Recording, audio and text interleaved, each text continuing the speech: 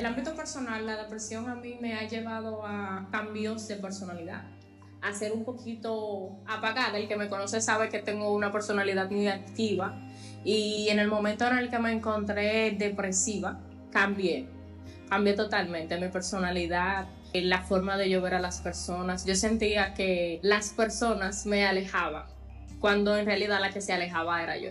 Yo sentía que todo el mundo estaba como desenfocándose de mí. Yo sentía que el problema que yo tenía, todo el mundo lo conocía y como que me había dejado sola. Después, analizando la situación, me di cuenta que fue la depresión que me llevó a pensar y a creer que la gente se había alejado de mí. Me costó entender que era por la depresión que me sentía de esa forma, que sentía que todo el mundo se había alejado, que sentía que hasta Dios estaba lejos de mí, cuando realmente la que estaba lejos de todo el mundo era yo.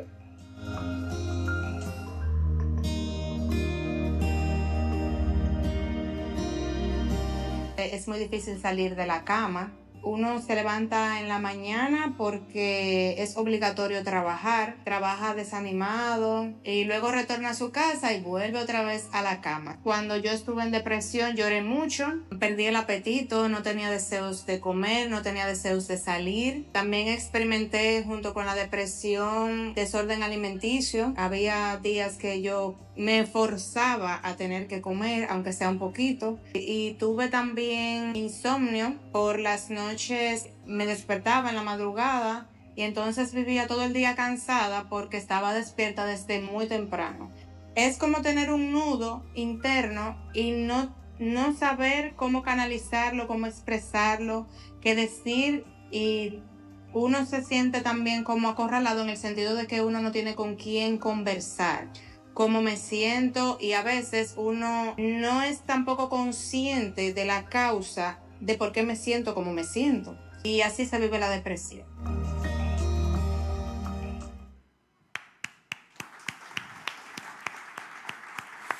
Gracias, nuestros valientes hermanos, por aportar que le pongamos rostro. Cuando un problema no tiene rostro, siempre es algo lejano, es algo que no me identifica.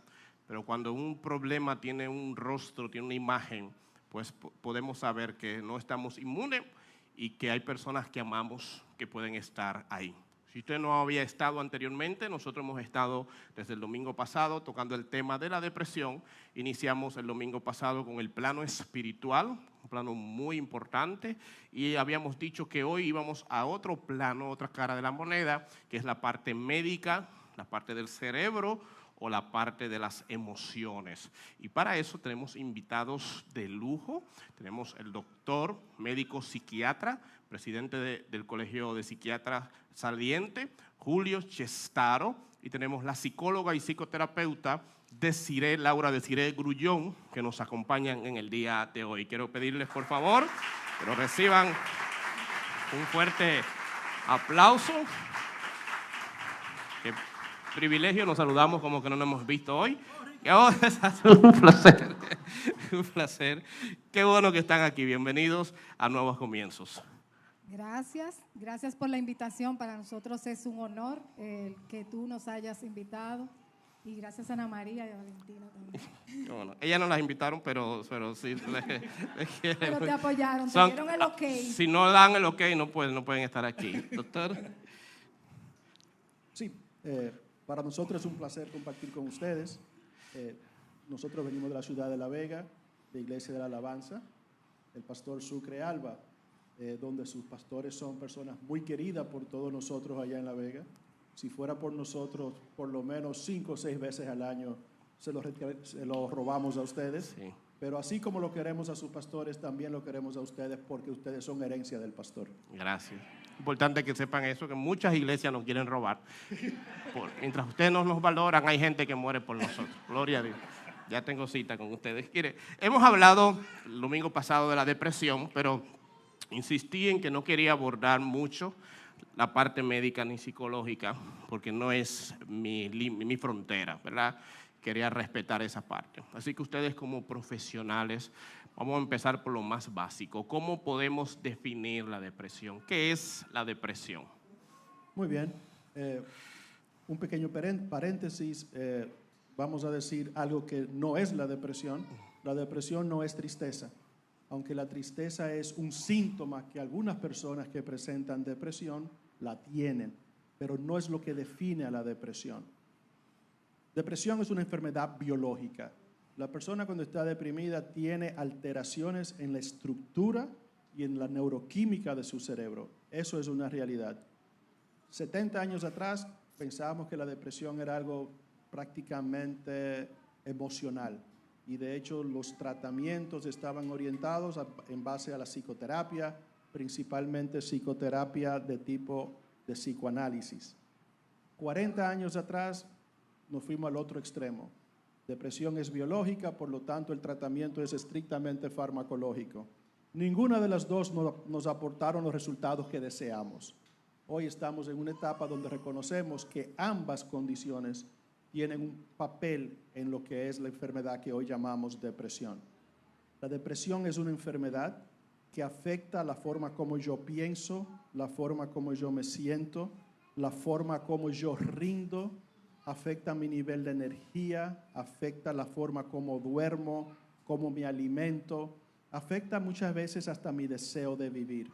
Y algo que aunque en los últimos actualizaciones de los sistemas de clasificación ha quedado excluido, sobre todo en Latinoamérica, se habla de que hasta de un 60 a un 70% de las personas que tienen depresión presentan por lo menos un síntoma físico de dolor.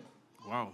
El dolor está muy ligado y de hecho cuando se pasó al DSM-5 se pensaba que el DSM-5 entre los nuevos que iba a traer era que iba a incluir un 10º criterio para la depresión, que eran los síntomas de dolor. Muchas veces hay personas, por ejemplo, que tienen depresión y no tienen la tristeza, pero ellos porque no se sienten tristes piensan que no tienen depresión. Sin embargo, tienen múltiples quejas de dolor, tienen problemas para dormir, tienen problemas de ánimo y tienen una depresión. Wow. El DSM-5 es el manual de trastornos, ¿verdad? Este código QR es porque cuando terminemos el conversatorio queremos escuchar preguntas de ustedes y queremos hacer rápida la aplicación para poder leerlas. No estará siempre fijo, si desean pueden tirar una foto ahora y en algún momento, si tienen algunas dudas que no han sido contestadas, escanee el código, escriba su pregunta, es anónima, y al finalizar el conversatorio pues vamos a leer algunas de las preguntas de acuerdo el tiempo nos dé. Lo estarán viendo esporádicamente en pantalla. ¿Hay tipos de depresión? ¿Todas las depresiones son iguales? ¿O hay depresiones? Yo he escuchado mucho el tema de depresión posparto, por ejemplo, que algunos hombres no creen en eso y que para uno es difícil imaginarla porque quizás un bebé es lo más hermoso que tiene una madre en sus brazos y luego saber que está deprimida, como que no le cabe a uno en la mente eso. Entonces, a partir de ahí, de la depresión posparto, ¿qué otras depresiones también pudiéramos conocer? Sí, hay diferentes tipos de depresión. Por ejemplo, la que más manejamos es lo que llamamos el trastorno depresivo mayor. Pero también están lo que llamamos las distimias, es decir, son personas que por más de 2 años, y algunos dicen hasta desde que tienen sentido de razón, presentan síntomas de depresión no tan intensos ni tan incapacitantes, pero sí lo tienen presentes. Están las depresiones estacionarias. Hay personas que en la época ya de otoño, invierno, la Navidad, entran en estados depresivos. Personas que viven en países nórdicos donde en el invierno prácticamente no tienen exposición a las horas de luz, cuando emigran a uno de esos países, de un país como el nuestro, también suelen presentar depresión. Wow. La depresión posparto es realmente una emergencia. Cuando nosotros a veces vemos en la prensa y en las redes esos actos que nos dejan totalmente horrorizados de que una madre mató a un niño pequeño recién nacido, probablemente en muchos de esos casos se trata de una depresión posparto. La mujer entra en depresión por algunos factores. Hay trabajos que nos dicen que el que una mujer tenga depresión posparto se considera un factor de riesgo para un futuro tener un trastorno de bipolaridad. Wow. Entonces, los cambios hormonales, a veces los sentimientos y el temor de que ¿cómo no tengo la capacidad? ¿Cómo voy a atender a este niño? Llega un momento que la mujer entra en depresión y comienza a ver el mundo como algo totalmente amenazante, algo que no me va a, que no vamos a poder salir adelante. Y entonces la situación es, si yo me tengo que ir de este mundo, yo no voy a dejar a este niño para que sufra lo que yo no quiero sufrir. Y entonces a veces se produce la combinación. Se quitan la vida y también matan al niño. ¿Y cuál en ese momento, cuando tenemos esa situación, lo primero que hacemos es que tenemos que apartar el niño de la mamá. Claro. Por razones de seguridad, asegurar el niño, y sometemos a la madre a tratamiento. Afortunadamente, la respuesta a los tratamientos en esta condición es bastante buena, es positiva, y ya en cuestión de entre 4 y 12 semanas ya vemos el cambio. Okay. Hace como un mes me tocó chequeo una paciente que estaba en esa condición y ya está atendiendo a su niño y llevando su vida ya perfectamente normal en su casa. Ahorita vamos a hablar de los síntomas de la depresión. Asumo que con la depresión postparto se dan muchos síntomas similares a una depresión normal, ¿verdad? Sí. Laura, es como común ver que hay etapas de la vida que tienen mayor rasgo de depresión. Ya, por ejemplo, la adolescencia, que es algo para mucha gente muy insólito, pero también la adultez mayor, como le dicen ahora para no ofender, ¿verdad? La adultez mayor, las personas que tienen mucha experiencia acumulada, entonces también vemos que es el nido vacío, etc. O sea, hay momentos de la vida donde pudiera ser más común o pudieran ser detonantes para una depresión. Entiendo que sí. En realidad la depresión no discrimina edad, porque desde la niñez se puede manifestar, pero dependiendo de la edad, por ejemplo, la adolescencia y también en la adultez mayor, son también detonantes, como bien dices. Cuando hay una transición de la niñez hacia la adolescencia, ahí puede surgir un episodio depresivo.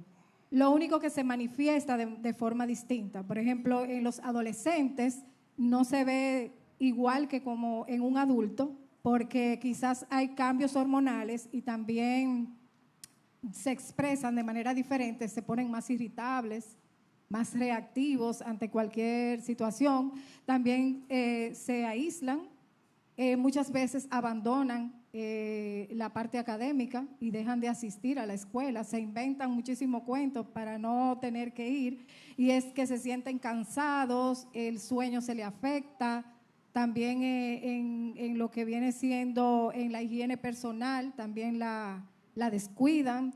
A veces se concentran y tú los ves encerrados en la habitación y quizás con un videojuego o con el celular, pero también durmiendo mucho, o sea, le da hipersomnia, a veces le da insomnia, o sea, dependiendo puede manifestarse de las dos maneras. Y también como lo que se nota, lo que los padres o los familiares muchas veces no lo toman en cuenta es que piensan que cuando una persona está depresiva llora mucho, se siente triste, y sin dejar de sentir eso, se vuelven los adolescentes mucho más irritables y reactivos. Entonces le dicen, qué malcriado, pero mira, es que está diferente, y no lo saben distinguir. En el caso de los adultos mayores, también ese tránsito que lleva la vida cuando llegamos a muchos años, y es que ya no son tan independientes, a veces están solos, y la soledad es una predisposición para que detone una depresión. La falta de salud muchas veces, ya empiezan los achaques, y sobre todo el dejar de funcionar en el trabajo, en la vida laboral, o sea, el sentir la soledad más bien, y la falta de habilidades que se van perdiendo. O sea, ya no soy tan rápido, ya no soy tan eficiente en algunas tareas, que le impide esa independencia que ya venía trayendo desde que nació. O sea, desde que nacemos, vamos creciendo, evolucionando, y el objetivo de todo ser humano es ser independiente y funcional. Entonces ya en la vejez se van quitando algunas de las habilidades, y eso puede afectar. Wow, buenísimo. Sí, quiero aportar que la mujer es 2 veces más frecuente sufrir depresión que el hombre. El ser mujer ya se considera un factor de riesgo para sufrir depresión. Sin embargo, antes de la pubertad, en los niños, la frecuencia de depresión es igual, tanto para los niños como para las niñas. A través de los avances de la medicina hemos logrado que la expectativa de vida aumente. Creo que en República Dominicana la expectativa de vida para una mujer anda por los 78 años de edad ya. Para el hombre por 73, 74. Es decir, que la mujer, conectándolo con lo que mencionaba Laura del adulto mayor, la mayoría, además de que son más propensas a sufrir de depresión, también son más propensas a quedar viudas, solas. Y nosotros muchas veces cometemos un error de pensar que por el simple hecho de que ya está avanzada en edad, de que enviudó, comenzamos a ver la depresión como si fuera algo normal. Y no lo es. Okay. Es una condición igual que si ocurriera a los 20 o los 30 años, que hay que buscar ayuda. Wow, qué oportuna aclaración. ¿Cuáles son las señales ya médicas? Porque ya hemos aclarado que no necesariamente una tristeza es una depresión y que hay tristezas naturales por situaciones que todo el mundo atraviesa. Ahora, ¿cuáles sí son esos síntomas o esas señales que uno debería ir preocupándose cuando las ve en una persona? De los principales síntomas que lo podemos agrupar bajo el abanico de una palabra que es cambio. Cuando vemos que la persona está cambiando en su comportamiento.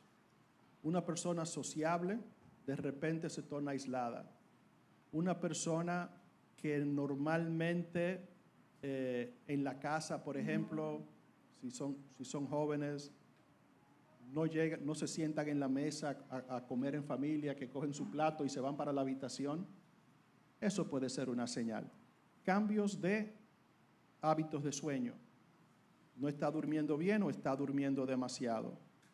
Cambios de alimentación. No está comiendo o está comiendo demasiado. La sensación de agotamiento. Es decir, no tengo energía, no tengo iniciativa. Cambios cognitivos, es decir, muchas personas cuando tienen depresión comienzan a notar que la memoria le falla, que se le está haciendo más difícil concentrarse. Cambios también en el estado del humor.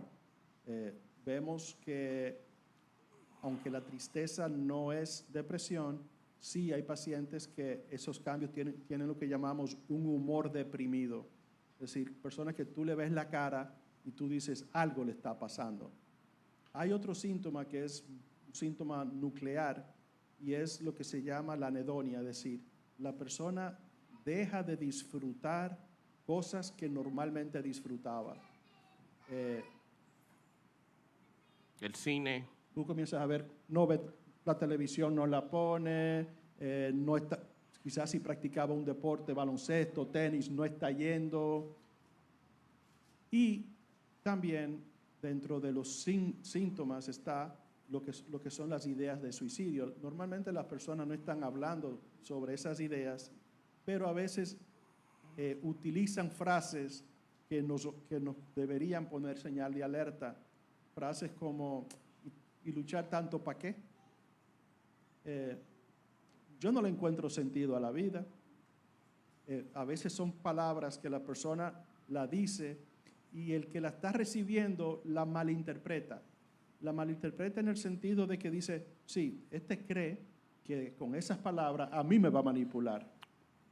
No, probablemente cuando la persona dice esas palabras, lo que está diciendo es, yo necesito ayuda. Pero para un padre escuchar palabras así de un hijo de 14 o 15 años, a veces es muy duro y yo me desespero y no sé qué hacer. Y lo que hago es que la corregimos a veces también, como, perdona que le interrumpa, como, mira, no vuelva a decir eso. O si te vuelvo a escuchar diciendo algo así, vamos a tener problemas serios. Yo asumo que eso es un error. Eso es un error. Y hay otro error que se comete a veces, que lo confrontamos de una manera muy directa. Si tú crees que con eso tú me vas a manipular, pues hazlo. Señores, no reten a un adolescente. Yo tuve la experiencia de una paciente que la conocí ya lamentablemente después del hecho. Era una paciente que la manejaba un colega por depresión y una hija le dijo a ella, tenía como 14 años, que las amigas el sábado tenían un pijama party y la mamá le dijo, si tú sabes contar, con eso no cuentes. La niña, utilizando lo que ella entendía que era una buena estrategia, durante esa semana fue la hija perfecta. A ella no hubo que mandarla a fregar, no hubo que mandarla a que arregle su habitación, todo perfecto. Llega el sábado y ella le dice a la mamá, mami, hoy el pijama party. Y la mamá dice, pero tú y yo hablamos hace una semana que tú no vas para allá. Y ella le dijo, si no me deja ir me voy a matar. Y la mamá lo que hizo fue, le dio la espalda y se fue para donde una vecina a visitar unos familiares. Cuando llegó a la casa, encontró a la niña convulsionando. La niña encontró las pastillas que la madre tomaba para depresión y se las tomó todas. Lamentablemente, un medicamento que es relativamente seguro, pero producía una condición en esas dosis y es que podía provocar convulsiones. Porque cuando tú te la tomas en la dosis que el médico te le indica de 1 o 2 pastillas no pasa nada, pero cuando te toma 20, pero por desgracia también la niña sufría de epilepsia. La niña entró en un estado convulsivo, la llevaron al hospital, le hicieron todo y falleció. La madre hizo un duelo patológico, que ahí fue que yo comencé a verla. La niña, cuando yo la conocí a la madre, tenía ya 2 años que había muerto. Y la madre estaba todavía como el primer día, a nivel tal que todavía al cementerio no podía ir. Entonces, yo siempre lo que digo es, yo prefiero que me manipulen, yo prefiero que me cojan de zángano, porque el riesgo, que si me cogen de zángano, ¿qué perdí? Pero ¿y si pierdo el hijo, qué perdí? Lo perdí todo. Entonces, los adolescentes son muy impulsivos. La mayoría de los adolescentes que hacen actos de ese tipo, la intención no es que me quiero morir. Es que te quiero demostrar de que yo soy capaz de hacerlo porque yo lo dije. O porque tengo una situación que no sé manejar. Y muchas veces nosotros los padres en esas situaciones, en vez de ayudar, lo que hacemos es que retamos, complicamos el problema. Un ejemplo. Si aquí hay alguien que tiene hijas adolescentes, 16, 17 años, que acaba de terminar con un novio y tiene ya 4 días que no come, que no sale de la habitación, nosotros como padres decimos, y por esa tontería es que esa muchacha está así. Es que ella no entiende que hombre hay de más en el mundo. Sí, pero ese era el que ella quería. Si es el primer novio, ella entendía que ese era el amor de su vida. Y si yo le digo que eso no es nada, entonces automáticamente me descalifico de ser ayuda para ella, porque ¿cómo voy a ir a donde mi papá o mi mamá con este problema cuando para ellos eso no es nada y a mí se me está acabando el mundo? Claro, pero volviendo a ese ejemplo, porque hay cosas, hay límites que tengo que ponerle a mis hijos. Hoy no es un tema de padres, pero es un buen ejemplo. Mi hijo adolescente quiere hacer algo que no debo aprobar, pero me amenaza con quitarse la vida si no se lo dejo. Entonces, ¿qué hago? Porque hay cosas que no necesariamente son simplemente tan sencillas como un pijama party, que pudieran ser cosas dañinas a largo plazo. Y no sé, como yo no sé si puede o no puede atentar con su vida, pero tampoco puedo aprobar ciertas cosas. Entonces, ¿cómo manejar esa situación? Yo te diría que lo que no es lícito y lo que yo sé o lo que yo entiendo que no le conviene a mi hijo, yo tengo que hacer valer ese criterio. Porque si, mirando la moneda, si algo sale mal, yo permitiéndole algo que yo de entrada sabía que no, entonces ahí sí la situación es grave. Claro. Probablemente, si el caso que te mencioné, la señora pudo haber hecho algo diferente, sería no darle la espalda y dejarla sola. Okay. Sino acompañarla. No, mira, vamos para tal sitio, tú ven conmigo, vamos a comernos un helado para yo explicarte. Porque también ella viene de una generación donde los padres, cuando decían que no, los hijos no cuestionaban. los hijos nos decían, ¿por qué no? Y cuando el hijo se atrevía a preguntar por qué no, la respuesta era porque yo dije. Ese criterio hoy en día ya no vale. Entonces, a veces tengo que tomar el tiempo y sentarme y decirle, mira, yo no estoy de acuerdo con que tú vayas a tal sitio por esto, por esto, por esto. Yo sé que tú te sientes mal, yo lo lamento, yo no quiero que tú te sientas mal. Quizás podemos hacer otra cosa juntos tú y yo esta noche, para que tú no estés en la casa mientras ellas están divirtiendo, vamos a divertirnos nosotros, sustituirle por otra cosa. Negociar y un poco, quizás 2 o 3 horas, en caso de la pijama, yo te acompaño, yo estaré, se puede negociar. Y que no, para cerrar, antes de que se me olvide, esto es muy importante. Sucedió el hecho, en el caso de la señora perdió a su hija, yo asumo que ahora además de la condición de depresión tiene un sentido de culpa muy grande. ¿Cómo uno, si tiene a alguien similar, una amiga, una vecina, que está lidiando con una situación así, bueno, eso puede ser ahorita cómo ayudarle, ¿verdad? Porque yo asumo la carga tan grande que tiene un padre cuando ahora se siente culpable por la pérdida de un hijo, que no es algo irreparable. Pero ahorita, dentro del cómo ayudarle, vamos a tener pendiente ese caso. ¿Usted nos iba a abundar algo de esto? Me lo llevé, perdón, la voy a dejar hablar la próxima vez. Algunos mitos sobre la depresión. Hay cosas que hacemos mal cuando estamos ayudando, hay cosas falsas que tenemos, ya hemos aclarado que no necesariamente es un demonio. Usted ha dicho que no siempre es algo biológico, pero tampoco siempre es algo psicológico, puede haber una de otras. ¿Qué otros mitos hay en la sociedad? Hay frases inútiles que usamos nosotros para ayudar al que está en depresión. Yo creo que mitos sobre la depresión hay muchos. Quizás los 2 más que se repiten es que la depresión es una debilidad, que tú te deprimes porque no te estás esforzando y de ahí es donde sale la odiosa frase de que tienes que poner de tu parte. El que le dice tú tienes que poner de tu parte a un pariente que tiene una depresión, sabemos que su intención no es que el paciente se sienta mal, pero indirectamente lo que le está diciendo es, tú estás tirado ahí porque tú no estás haciendo el esfuerzo para levantarte. Cuando yo me veo con esas situaciones, yo lo que le digo a veces al familiar es, entonces vamos a hacer este ejemplo. Si su hija, en vez de tener una depresión, se hubiese tenido un accidente y se fractura las 2 piernas, ¿usted le estuviera pidiendo que se pare de la cama y camine derecho aún con la fractura? No, doctor, porque tiene la pierna rota. Digo, vamos a entender entonces que el cerebro está roto.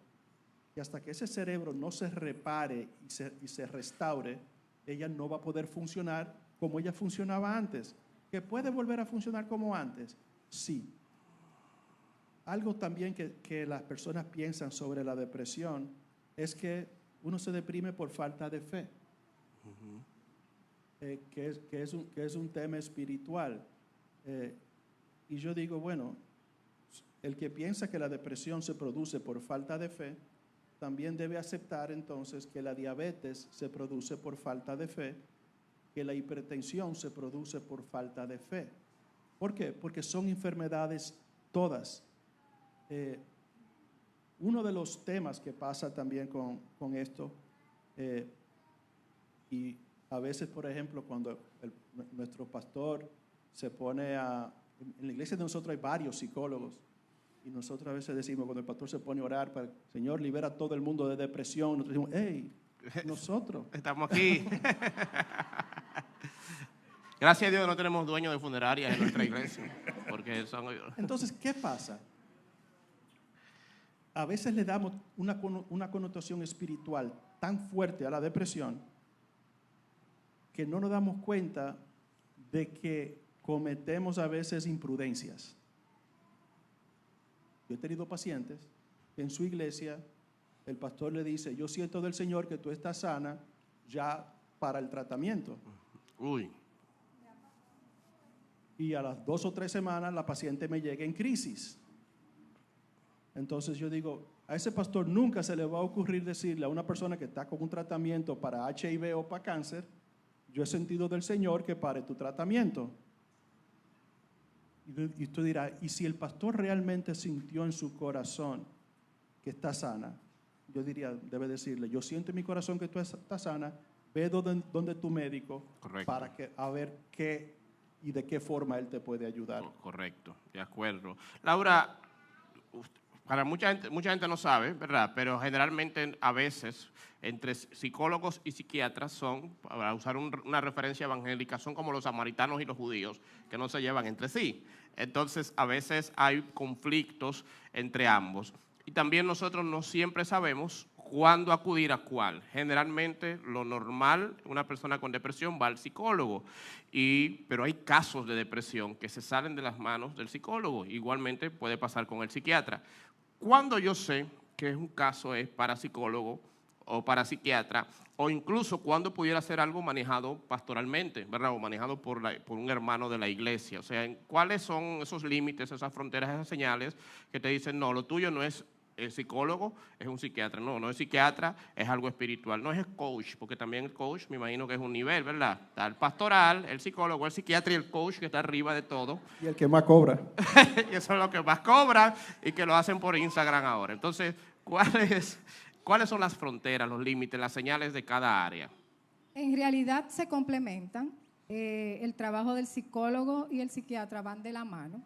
En caso, te voy a poner un caso particular.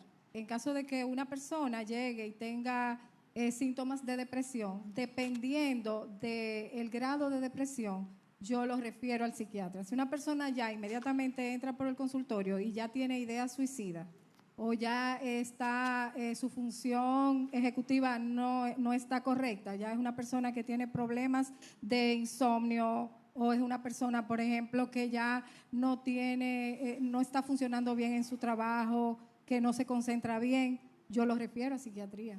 Pero hay niveles en la depresión. Hay niveles en la depresión. Está la leve, que esa es la que el psiquiatra te lo devuelve para atrás y te dice necesita terapia. Siempre te lo van a devolver para atrás si es un buen psiquiatra, porque definitivamente la depresión tiene que ver con cambios en el estado de ánimo, pero cambios a nivel de los pensamientos, las emociones y la conducta. Entonces nosotros somos entrenados precisamente para trabajar esa parte, para trabajar lo que viene siendo el estado de ánimo, y el estado de ánimo está directamente ligado a lo que vienen los pensamientos. O sea, esos pensamientos negativos o ideas irracionales o distorsiones cognitivas generan malestar, y ese malestar provoca en ti un cambio en la conducta, y por eso es que los cambios conductuales, como hablamos al principio, son la alerta que nos dicen a los que estamos cerca de esa persona, hay cambios en ellos. Entonces, ya lo que viene siendo cómo se siente la persona y llega a buscar la ayuda, entonces se trabaja de la mano con psiquiatría dependiendo si necesita medicación o no. Okay. O sea, si necesita medicación, sigue con su psiquiatra, y lo de la parte del terapeuta viene siendo como complemento, o sea, se tiene que trabajar juntos. ¿Por qué? Porque se llega a, que no se ha mencionado aquí en este momento, y es que la depresión se puede curar. Sí. O sea, sí, se puede curar. O sea, sí, definitivamente hay personas que tienen predisposición genética y pueden tener la depresión, pero trabajándola bien de la mano con los psicofármacos y con la terapia, puede inclusive dejar de usar medicamentos. Ya en un mes y algo yo resuelvo eso. ¿En cuánto? ¿En un mes? No necesariamente en un mes, pero ya ahí su psiquiatra le va a hacer un tratamiento donde por lo menos, diría yo que unos 6 meses a un año, okay, y pudiera también dejarlo. Vamos a hablar de la parte del psiquiatra, porque hay mucha gente que entiende que el psiquiatra es para un loco, ¿verdad? No se me ofenda, doctor, pero cuando uno le dice a una gente, no, yo no estoy loco, usted quiere ver, me han dado pedra para la gente aquí en la iglesia, porque yo no estoy loco y me muerde, tengo una mordida aquí de gente. Entonces, era un chiste. Entonces, ¿cómo cómo ayudar a alguien que necesita ir al psiquiatra por depresión o al psicólogo, porque también los dos tienen sus estigmas, pero entienden que yo no quiero ir para allá porque yo no estoy loco, y que yo sé que con un curso, con un libro de autoayuda, con la fe, ya yo me voy a sanarle? Eso es para loco. Mira, realmente ese estigma todavía en nuestro país está muy fuerte. es posiblemente el mayor obstáculo para que las personas busquen ayuda en un profesional de la salud mental. Aquí, por ejemplo, ustedes pueden ver en la prensa de que hay áreas del país donde no hay psiquiatras, que en el país nada más hay 300 psiquiatras, que no son suficientes. Pero si en este país ponen un psicólogo y un psiquiatra en cada esquina, probablemente el problema sigue igual, porque tú puedes ofrecer el servicio, pero tú no puedes obligar a que te lleguen al servicio. Entonces, tenemos que trabajar constantemente en contra del estigma. Y la mejor manera a una persona que piensa así es, siempre y cuando sea una persona que esté en capacidad de razonar, es psicoeducarlo, es hablarle de qué es la locura y que lo que tú tienes no se parece en nada a una locura. Está el temor a ser juzgado por los demás. Yo no quiero que me vean entrando a una oficina del psiquiatra porque entonces se van a reír de mí. Eso muchas veces se maneja y después de la pandemia ha quedado un recurso que, aunque no estábamos muy de acuerdo con él antes hoy en día es viable y estamos aprendiendo. Es bueno, si tú no quieres que te vean entrando, tú puedes agendar, aunque no es lo ideal, una primera visita de manera virtual, pero se puede hacer. Tú puedes buscar la ayuda ya desde la privacidad de tu habitación o de tu oficina. Hacerle entender de que así como la salud física es importante, así como la mujer debe hacerse su mamografía, su Papa Nicolau, el hombre tiene su chequeo de próstata, el chequeo del corazón, señores, tenemos que darle importancia a la salud mental, porque el estado pleno de salud es la sumatoria de la salud física, la mental y añadimos la espiritual. Entonces, cuando hay un desequilibrio en cualquiera de esas, tú no tienes salud. Tú puedes tener tus análisis bien, tú puedes tener el corazón perfecto, pero si tú tienes una depresión, tú no estás sano. Entonces, tratar de educar. La otra es que cuando el paciente generalmente habla así, quizás a veces la forma como lo estamos abordando, quizás lo estamos abordando en el momento menos preciso, quizás en el momento donde yo, antes de decirle tienes que buscar ayuda, ir al psiquiatra o al psicólogo, yo le digo, tú me tienes cansado, tú tienes una semana ahí acostado que no te bañas, tú tienes que buscar ayuda. Si comenzamos acusando, lo que vamos a encontrar siempre va a ser una resistencia. Claro. Entonces, buscar el lenguaje, buscar el momento. Y también a veces, y me llama la atención eso, por ejemplo, las mujeres normalmente a mi consulta van solas. Los hombres generalmente van acompañados. Muchos van acompañados de su esposa, pero hay una figura que yo veo con mucha frecuencia que lleva al hombre al consultorio. ¿Sabe quién es? ¿Quién? Mamá. Wow. Entonces, a veces, si mamá aún está viva, a veces hay que hablar con mamá, decirle, mire, yo estoy preocupada porque su hijo... Y ponemos el ejemplo del hombre porque somos los que más nos resistimos a buscar la ayuda.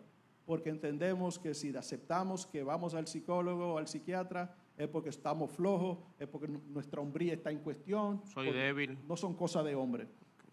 Entonces, a veces auxiliarse de un familiar cercano con que tenga una buena conexión y decirle, mire, yo voy a hablar con tu mamá porque yo entiendo que tú estás pasando por un proceso difícil, tú no estás solo, tú tienes familia, estamos aquí para ti y estamos preocupados. Yo estoy seguro que tú no quieres mortificarme ni a mí, ni quieres mortificar a tu mamá, así que por favor, vamos a hacer una cita y vamos. Escoge tú o nos da la libertad a nosotros de escoger, porque también a veces eso pasa de que cuando tú sientes que están tomando decisiones sin darte participación, Claro. tú también te resistes. Claro. Pero sí, dos preguntas. Si las personas, ¿hasta dónde yo puedo casi obligar? Las esposas a veces en consejería matrimonial es así. Yo no quiero ir porque yo no lo quiero obligar, porque si es obligado yo sé que no va a funcionar. Pero a veces hay que obligar a la gente. Cuando su vida corre peligro o el matrimonio, yo no, a mí no me importa, ven, estoy obligado, pero ven. Mira, vámonos a un extremo. Un hombre con una depresión severa que está amenazando con quitarse la vida, que en la casa hay armas de fuego, que en la casa hay otras cosas que se pueden utilizar. Ante esa situación yo digo, óiganme, es un paciente que tampoco ya bajo esas condiciones se puede manejar ambulatorio, hay que internarlo. Entonces le digo, Si nos quedamos esperando el buen momento que él acepte, probablemente ese momento no va a llegar y va a ocurrir una desgracia. Entonces, si tenemos que buscar amarrarlo, esposarlo, y para llevarlo, a eso llegamos. Hay clínicas que también dan un servicio y lo que hacemos es que lo ponemos en contacto con ellos y mandan un grupo de paramédicos, unos tipos que pesan como 250 libras, 6'4". No digan nombre, los conozco. Y le dicen, fulano, mira, venimos a buscarte por la buena. No, yo no voy para ningún lado. Okay. Entonces lo agarran, lo sedan y se lo llevan. Un momento, no vamos a satanizar tampoco esta explicación. Estamos hablando ya de un paciente que está psicótico o está psicotizado, o sea, ya está, ¿verdad que sí? Está vamos disociando. O también ya cuando una persona ya está amenazando en contra de su vida o en contra de un tercero. O sea, hay indicadores muy precisos y muy puntuales y son necesarios porque hay que evitar una tragedia. Claro. En el caso suyo, doctor, de todas las enfermedades o trastornos mentales que usted maneja, ¿verdad? Menos son muchísimas. Uno generalmente lo asocia a 2 o 3. ¿Cuántas tienen que ver con la locura, por usar un término así? Yo te diría, se habla de que son aproximadamente 400 y tantos trastornos mentales cuando se toman en cuenta especificadores de intensidad, de tiempo, de recurrencias. De esos quizás 20. ¿A qué es que la ¿20 qué? 20 trastornos. ¿Tienen que ver con la locura? Y los, y los otros 400 no. O sea, pudiéramos decir que ¿qué porcentaje de los pacientes suyos no son locos? De los pacientes de un psiquiatra. Yo te diría el 98%. Yo te he visto ya en psiquiatría, porque eso es lo que le dicen a uno. No, eso es para loco. Sí, el loco, lo que el público normalmente llama loco, es el paciente que está psicótico. El prototipo de enfermedad es la esquizofrenia. La prevalencia de esquizofrenia en República Dominicana es menos de 1 por cada 100,000. Wow. Sí, que es bien bajita. Después le sigue el paciente que presenta psicosis inducida por sustancia. La persona tiene un problema de consumo de sustancia, eso cambia y produce su percepción y puede producir problemas por esa vía. Y también dentro de lo que es el trastorno bipolar, a veces existe lo que llamamos el paciente que está presentando, vamos a suponer, una fase maníaca con síntomas psicóticos. ¿Por qué ese paciente es difícil? Porque ninguno de esos que acabamos de mencionar son pacientes que tienen conciencia de enfermedad. Si un paciente está en fase maníaca o un paciente con esquizofrenia está diciendo que los vecinos están hablando mal de él porque él lo oye, no hay forma de tú sentarte a razonar con él de que eso no es verdad. Y así mismo, como no hay forma de razonarle que no es verdad, tampoco hay forma de razonarle que se tome una pastilla, porque ¿para qué? Wow. Porque yo lo estoy oyendo. Claro. Y a veces la familia no sabe qué hacer y cometen un error que le sigue en el juego. ¿Tú oíste lo que me vocearon? Sí, mamá. Para que mamá se esté tranquila, pero eso lo que hace es que la altera más. Wow, increíble. Vamos a ir cerrando para entrar al tiempo de las preguntas. Ahorita hablábamos de que la fe y la espiritualidad no es el todo y no se puede todo espiritualizar, pero también es una herramienta, es una ayuda. Entonces, me gustaría que habláramos de cómo la fe ayuda y cómo yo puedo ayudar inicialmente al que está atravesando por depresión a mi lado. A veces ni lo sabe, a veces lo sabe pero no lo reconoce, a veces lo sabe y lo reconoce. ¿Cómo yo empiezo? Ya dijimos lo que no deberíamos hacer, pon de tu parte, reprende el diablo, pon fe, sabemos que no. Ahora, ¿qué sí hago? O sea, tengo mi amigo, mi hermano, mi hijo, mi esposo, que sí veo parte de los síntomas. ¿Cómo empiezo? ¿Cómo lo acompaño? Una de las cosas que tenemos que tener pendiente cuando queremos ayudar a una persona es que la ayuda debe venir desde lo que la persona está reclamando y necesitando, no desde lo que yo estoy dispuesto a dar. Es decir, si yo estoy con un pariente que está encamado por una depresión y yo digo, vamos a levantarlo, ven, levántate de ahí, báñate, que nos vamos a ir para el play a ver juego de pelota, no le interesa. Entonces, quizás mi primer esfuerzo por acercarme debe ir en torno a, mira, yo sé que tú le estás pasando mal, pero tú cuentas conmigo. Y tú cuentas conmigo para lo que tú necesites. Okay. Yo estoy aquí para que hablemos, pero si tú no quieres hablar, yo como quiera me voy a quedar aquí y te voy a acompañar en silencio. O voy a orar por ti mientras tú estás en silencio. Pero si él me dijo que no quiere compañía y que no me quiere en su vida. Entonces ahí yo tengo que tragarme una píldora que es un poquitito amarga, que es el orgullo, no sentirme dolido porque tengo que entender que es desde la óptica de la enfermedad que me está hablando. No es realmente su deseo, es que su enfermedad. Y a veces nosotros cometemos el error que queremos que el enfermo no entienda a nosotros. No, el que supuestamente está sano tiene que entender al enfermo. Entonces, no, mira, no me vote porque no me voy a ir. Si quieres, no me hable, pero no me voy a ir porque tú no estás solo. Wow, empezamos con esa parte. Miren, vamos a compartir algunas preguntas antes de ir con herramientas puntuales y con la parte de la identidad. ¿La oración y el ayuno curan la depresión? Yo creo que eso es una pregunta. No se ría. Ok. Okay. Y ahorita usted me hablaba, perdón, en el primer servicio de la alimentación, incluso cómo puede influenciar. Pudiéramos aprovechar esta parte del ayuno para hablar de eso también. Mira, primero hay que aclarar una cosa. ¿Existen los milagros? Sí. Nosotros creemos que los milagros existen. Entonces, si yo estoy ayunando por un milagro, yo tengo que entender algo. A veces nosotros, los hermanos, los cristianos, queremos milagros personalizados. Es decir, yo quiero que Dios a mí me haga un milagro. Y lo llevo a otro terreno, me duele la cabeza. Si yo me pongo a orar, ¿se me puede quitar el dolor de cabeza? Por supuesto que sí. Pero ya de antemano yo sé que existen unos fármacos como el paracetamol, como el acetaminofén, que si yo me lo tomo me va a quitar el dolor de cabeza. Y Dios puede concentrarse en los problemas más serios, ¿verdad? Y yo digo que a veces queremos que Dios haga un milagro para mí, para quitarme el dolor de cabeza. Y Dios hace años ya hizo el milagro que le dio la creatividad a una persona para desarrollar algo que ayuda a millones. Amén.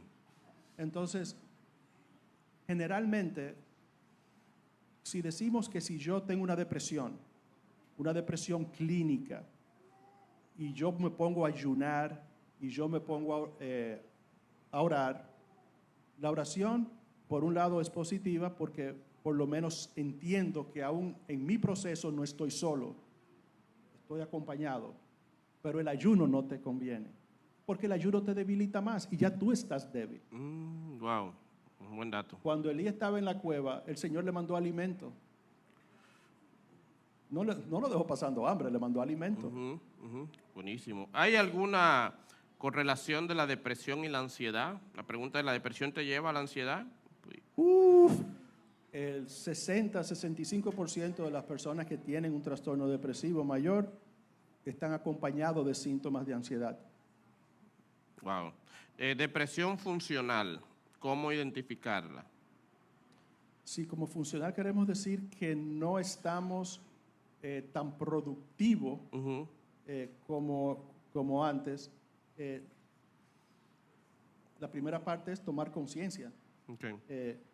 Darme cuenta de que si yo, por ejemplo, una mujer normalmente en 1 hora prepara la comida y ahora está durando 1 hora y media y no le está quedando buena, entonces ahí hay algo que no está funcionando bien. Okay. También en cuanto a lo que es tu capacidad y tu nivel de energía. Muchas veces no funcionamos bien porque nos sentimos agotados, nos sentimos abatidos. Laura, dice aquí, luego de una ruptura amorosa de mi primera pareja, que duró 12 años, no logro alegrarme por nada que me suceda, ni por más importante que sea. Ya han pasado 5 años. ¿Debería buscar ayuda? Por supuesto que sí. Si un proceso como una ruptura te va a generar un duelo y obviamente puede tener algunos síntomas compatibles con una depresión, pero tendría que ser situacional o circunstancial por esa causa. Entonces, ¿qué sucede?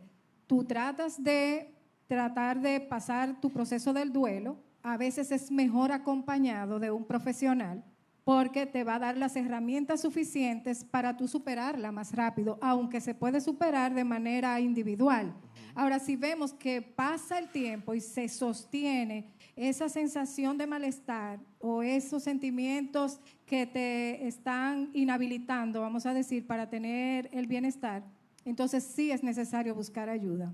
Wow, buenísimo. Igual divorcios, ¿verdad? Las personas que han atravesado divorcios. Todas las pérdidas en general, puede ser un divorcio, puede ser la pérdida de un ser querido, puede ser la pérdida de un trabajo, cualquier pérdida que tú tengas, hasta mudarte, emigrar a otro país, o sea, cualquier cambio brusco que sea, aunque sea esperado, no importa, cuando tú cambias tu sistema de rutina, vamos a decir, eso puede generar un cambio, inclusive cuando tú cambias de, como decía ahorita, de la niñez hacia la adolescencia, de la adolescencia a casarme, o sea, todos los cambios pueden generar estrés y ese estrés te puede llevar a ansiedad, inclusive sentir depresión. Buenísimo, doctor. Tú sabes, hay una escala que se le da puntuaje a lo que son situaciones de la vida y su capacidad para generar estrés. Y la número 1, lo que más estrés genera, es el divorcio. Wow. La número 2 es enviudar. Es decir, divorciarse estresa más que enviudar. La número 3 es el pastorado. Pero es otro tema. 2B. Doctor, ¿existen suplementos, no medicamentos, para calmar los niveles altos de ansiedad?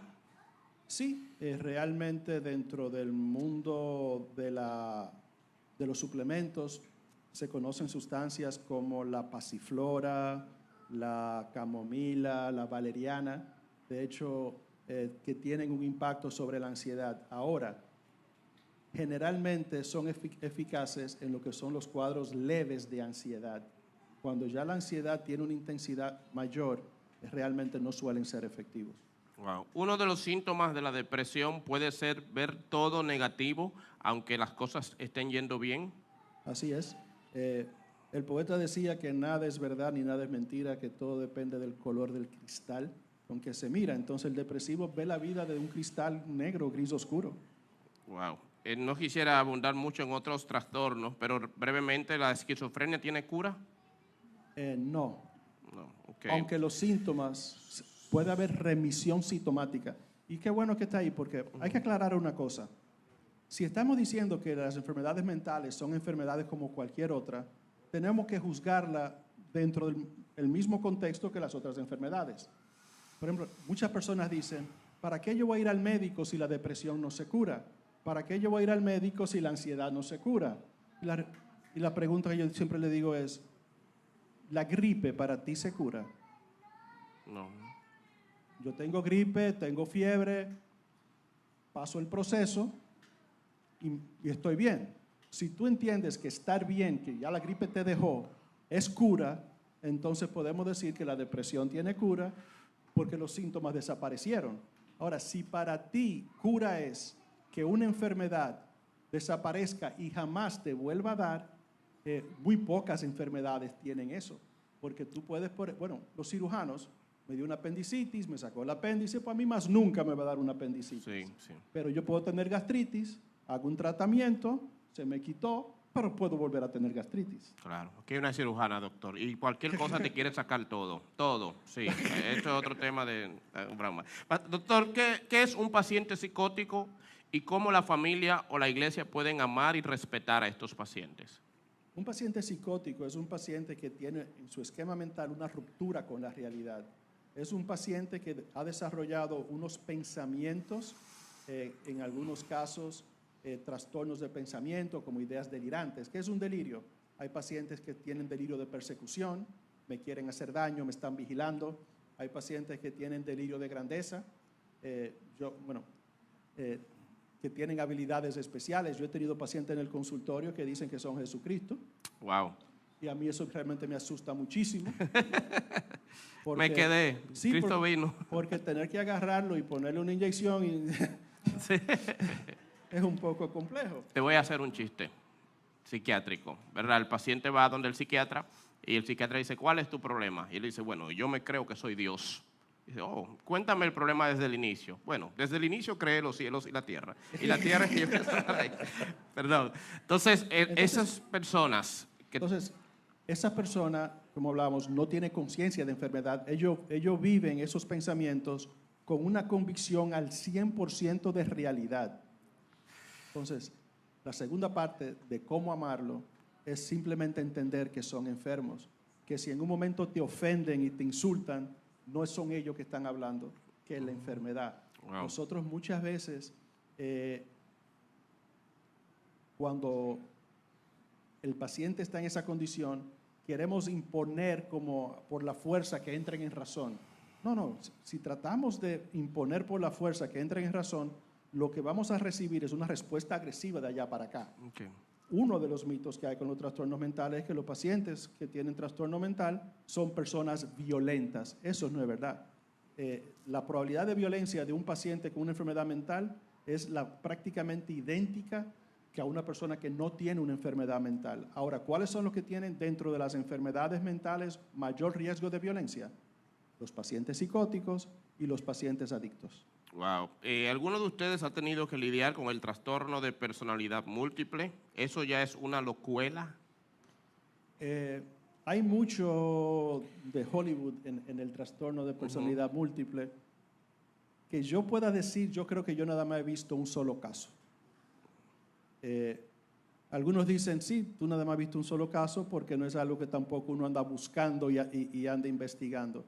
Pero el caso que yo vi fue una niña que ella comenzó a hablar en segunda, con otro nombre, con otro tipo de personalidad, y al final el resultado fue que esa niña era hija de unas personas que vivían en Estados Unidos, y esa niña, sus padres estaban metidos en negocios ilícitos en Estados Unidos de narcotráfico, y la niña pequeñita, como de 6, 7 años, en uno de esos días del colegio, le preguntaron a qué se dedica tu papá y tu mamá, y ella habló de que su papá y su mamá vendían azúcar. De la escuela avisaron a servicios de protección de menor, de ahí se avisó a la policía, se tiran en la casa y encontraron, y los padres, ahora después del 11 de septiembre es más difícil, pero muchos dominicanos que se quedaban ilegal en Estados Unidos con otra identidad. Entonces consiguieron abogados que le pusieron fianza, y como le dieron la fianza, vamos a suponer a Juan, pero mi nombre es Miguel, agarraron sus papeles de Miguel y vinieron para Estados Unidos, dejándolo todo atrás, con un cambio de vida radical, y entonces comenzaron a tomar revancha sobre la niña. La niña, por ejemplo, ya no dormía en una habitación con los otros hermanos, dormía en un cuarto de servicio fuera de la casa, los otros lo mandaron para la escuela, ella no la mandaban para la escuela, y cuando llegó como a los 14 años, de repente, nunca se me olvida el nombre, aparece la figura de Cristal, y hay una pariente que me la refiere, y Cristal me decía, ya está bueno, porque la tonta de fulana se la pasa llorando, pero ya me tiene a mí para que yo la cuide. Y ese tipo de desdoblamiento en lo que son los trastornos múltiples de la personalidad suelen aparecer por grandes traumas. Cuando una gente tiene varias personalidades, ¿a cuál uno tiene que predicarle? A los dos. A los dos, ok. Mire, dos preguntas. Mire, son muchas preguntas. Vamos a compartir ahorita en las oficinas, los teléfonos, que aunque están en La Vega y en San Francisco, quizás vía remota, o también referir aquí a Santo Domingo, porque el tiempo realmente hace rato que nos pasamos. Pero quiero hacer dos más antes de cerrar con unas conclusiones muy importantes. Mi esposo tiene días en los que se queda en cama. Dice cosas negativas, como que no tiene razones para luchar, pero al día siguiente tiene las energías al 200% y se comporta exageradamente activo. ¿Eso es algún síntoma? Podría ser, pero muchas veces son cosas situacionales. Por ejemplo, si mañana estamos a 18, yo tengo que pagar la tarjeta de crédito y no tengo un centavo, Posiblemente me pase el domingo tirado en cama y cuando me digan, ¿tú quieres comer? No, yo no quiero comer nada. Anoche no dormí bien. Pero de alguna manera llega mañana, hice el pago y ya yo me desconecto. Sufrí 12 años de depresión. Número 1, ¿por qué después de la depresión y sin razón alguna, mi estado de ánimo casi siempre está bajito? Número 2, ¿qué se puede hacer para subir el estado de ánimo y así tener más energía? A la primera parte es que a veces los síntomas de la depresión disminuyen mucho, pero quedan lo que llamamos síntomas subsindrómicos, es decir, los síntomas no desaparecen del todo y hay algunos síntomas que quedan ahí. Uno de los síntomas que muchas veces prevalece, aún ya yo sintiéndome prácticamente o entendiendo que estoy bien, son problemas del sueño o problemas de motivación. Para la motivación, uno puede aplicar ciertas terapias. También podemos utilizar el ejercicio, la actividad física, actividades al aire libre como un reforzador para ver si esos síntomas mejoran. Con eso vamos a cerrar ahora. Doctora, compártanos por favor las informaciones, teléfono de las oficinas. A través de usted yo sé que podemos conseguir también al doctor. Si algún hermano de la iglesia necesita abundar más sobre estas preguntas, hacer una cita o si no, pues buscar una referencia aquí en Santo Domingo. Muy bien, mi teléfono celular es 809-299-2327. Es por WhatsApp, siempre que podemos leer los mensajes respondemos, casi siempre respondemos. 809-299-2327. Laura Grullón. Por favor, ustedes dos pónganse de pie, porque quiero cerrar con dos cosas importantes. En el caso de la psiquiatría, herramientas preventivas, porque ya hemos hablado del que está en la situación, pero todos somos vulnerables a una depresión. Como dijo Laura ahorita, hay etapas de la vida, hay duelos familiares, laborales, personales, a veces hasta espirituales. La gente se aparta de la iglesia y eso es una pérdida cuando regresa.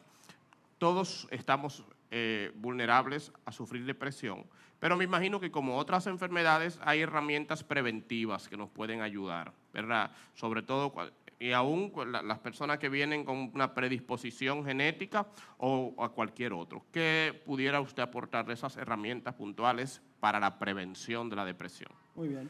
Algo que tenemos que entender es que todos los días manejamos estrés. El estrés es inevitable. Pero así mismo como el estrés es inevitable, nosotros tenemos que desarrollar mecanismos que nos ayuden a liberarnos de ese estrés. Entonces, de compartir en familia. Tratar de lograr que las actividades que normalmente yo disfruto, no dejar de hacerlas. A veces sacrificamos lo que me relaja, lo que me produce placer por compromiso y entonces termino agotado. Tratar de hacer ejercicios, practicar algún deporte, pasatiempos, cuidar lo que comemos, los alimentos muy procesados, lo que llamamos la riquísima comida chatarra, no es buena porque son medicamentos proinflamatorios. Y dentro de la depresión el cerebro está inflamado, entonces ese tipo de alimentación lo que hace es que no puede ayudar más, a empeorar más. También disminuir azúcares, que también juegan un papel. El café es bueno, ¿verdad? Ayuda a prevenir la depresión, ¿verdad que sí? Ya. Si la respuesta es no, no la haga, por favor. No, los únicos que tienen que tener cuidado con el café hay personas que sufren de ansiedad o insomnio y el café le impacta. Pero hay personas, por ejemplo, que yo conozco, que tú estás en su casa y a las 12 de la noche tú le dices, me voy, y tú dices, vamos a tomar un cafecito antes de irme. Él se lo toma y duerme. Si yo me lo tomara, amanezco despierto. Ok. Entonces, salvo si usted sufre de ataque de ansiedad o insomnio, no es bueno tanto café. Todo lo demás, sí, ¿verdad? Lo dijo el doctor, ¿verdad? Lo dijo el doctor. Entonces, Laura, a mí me preocupa, y lo he hablado aquí en la iglesia recientemente, cuando una situación emocional, sea cual sea, se convierte en la identidad de una persona. Incluso nosotros tendemos a llamar a las personas por sus trastornos. Ella es la deprimida, él es el ansioso, ese niño es autista. Nosotros mencionamos la identidad como parte del trastorno de las personas. ¿Hasta dónde eso es correcto? O si no es correcto, ¿por qué? Bien, tu diagnóstico no determina tu pronóstico, ni tampoco tu destino. O sea, Espere, usted no puede decir eso así tan rápido. Espérese. Déjeme ayudarla a modo predicador. Tu diagnóstico no determina tu pronóstico. ¿Eso fue lo que dije? Amén, gloria a Dios. ¿Anotaron eso? Ni tampoco tu destino. tu destino. Dios mío, Padre amado. Yo ni ofrendé hoy, voy a ofrendar después de esa. Okay. Tu diagnóstico, repítame por favor, completo. Tu diagnóstico no determina tu pronóstico, ni tampoco tu destino. Ok. Wow, Dios, ay, santo Casi me Dios. caigo. ¿Por qué? ¿Por qué no lo determina? Porque tú eres más que un diagnóstico. O sea, tú antes de tener ese diagnóstico, ¿quién eres? ¿Entiendes? Tu identidad no depende de cualquier situación que se presente, de cualquier enfermedad, de cualquier etiqueta que te hayan puesto. Inclusive, los psicólogos trabajamos mucho con el autoestima y sabemos que desde la niñez venimos, aprendemos lo que vemos. O sea, aprendemos lo que vemos y lo que nos enseña en el ambiente familiar. Entonces, ese niño que normalmente es inquieto y le ponen un nombre, tú eres tal cosa, entonces va a creer que es esa persona. Entonces, ya cuando tú tienes la madurez y ya cuando tú comienzas a aprender y a identificar cuáles son quizás esas debilidades, o si se te presenta un tipo de diagnóstico, sea que tú hayas pasado por un episodio depresivo o hayas pasado porque tengas quizás un trastorno de ansiedad, eso no va a determinar que tú eres un ansioso necesariamente, porque tú tienes otras habilidades más que tú compartes y que benefician tu vida. O sea, lamentablemente, muchas veces las personas se escudan delante de ese diagnóstico, de esa etiqueta, y no provocan el cambio. Y en terapia lo que se utiliza son los recursos precisamente para cambiar mi forma de ver las cosas. Y como decía Epíteto, que no son las cosas las que me afectan, sino la actitud que yo tengo delante de eso. O sea, puede que yo tenga un momento de debilidad, pero no es que me voy a quedar débil siempre, sino que tengo la oportunidad de poder procesarlo y poder cambiarlo. O sea, nosotros podemos cambiar. Wow, es una buena forma para cerrar. Vamos a darle un buen aplauso. Qué bendición.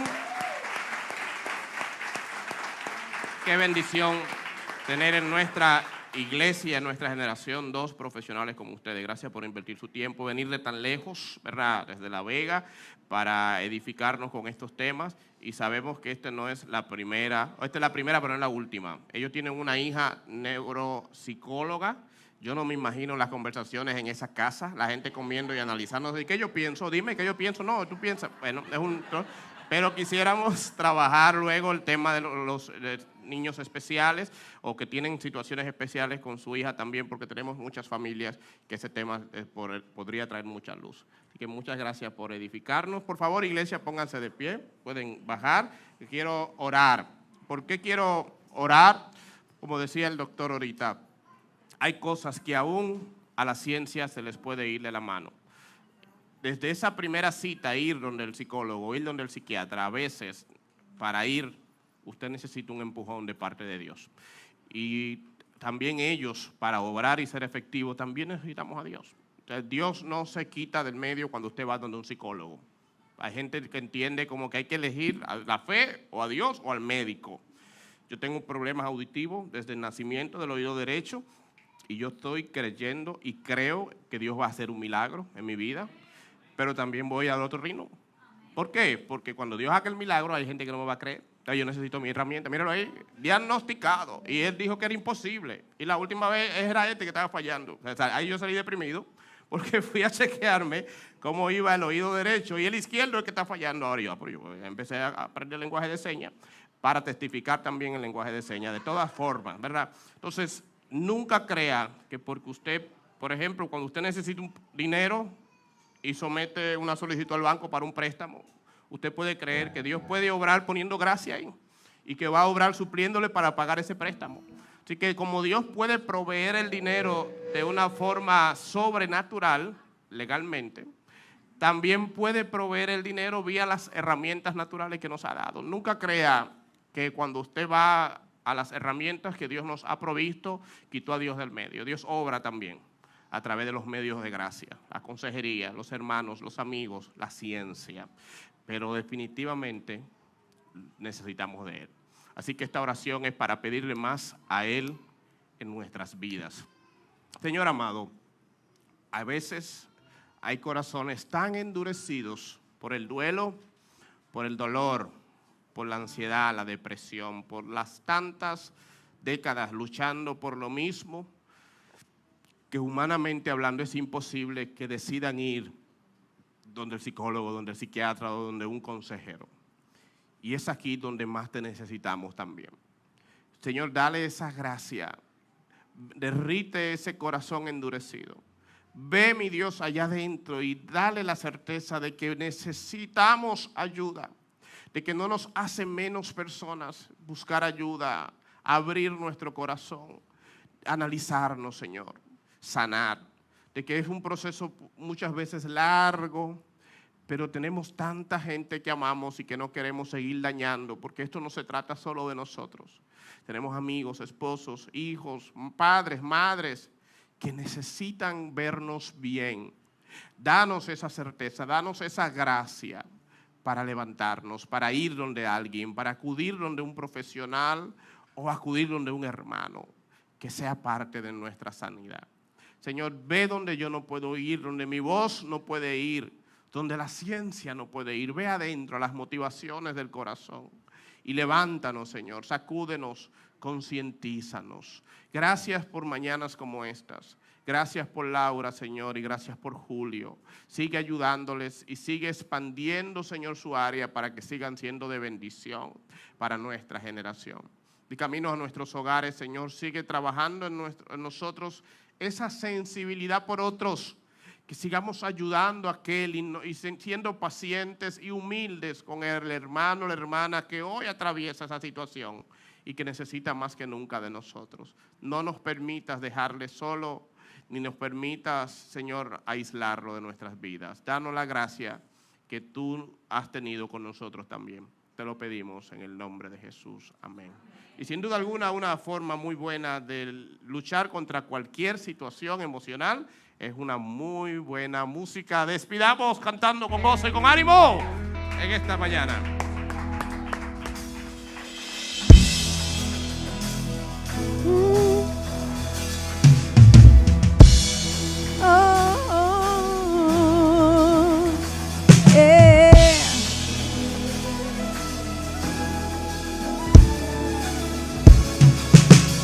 Bendeciré a Dios en todo tiempo.